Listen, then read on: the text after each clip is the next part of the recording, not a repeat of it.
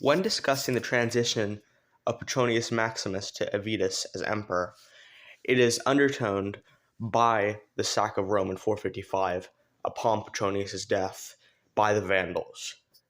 This was an incredibly bloody sack and the second one in over 500 years. And this would be a huge morale loss to the empire.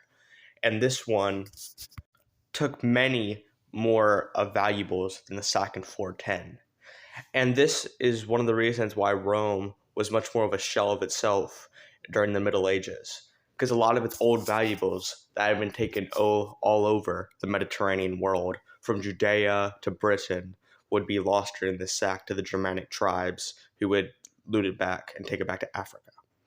So now let's clear it out of the way. We can talk about Eparchius Avitus. He was born in 390 to nobility. He would have two sons. During his life, he would serve in the military under Aetius.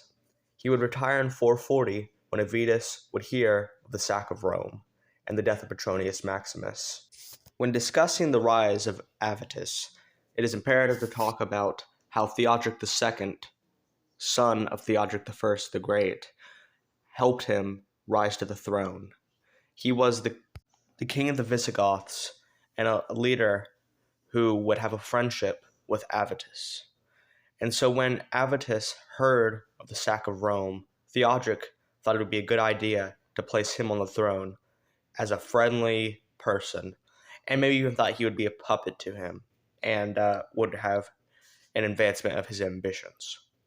So, with the king putting Avitus on the throne, he would come to power in 455.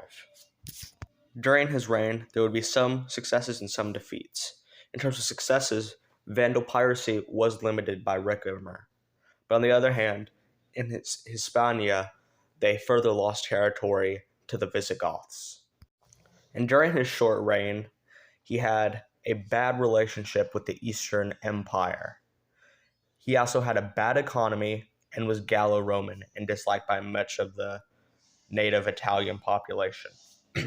This would leave prime material for Ricimer and his friend Majorian to revolt against him, and he was deposed in 456. He would still be alive until 457, but would eventually be killed.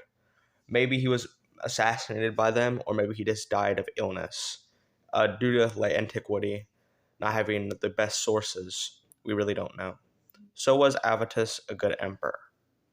I would rate him C tier because he did an okay job with some successes and some defeats, and he wasn't majorly incompetent.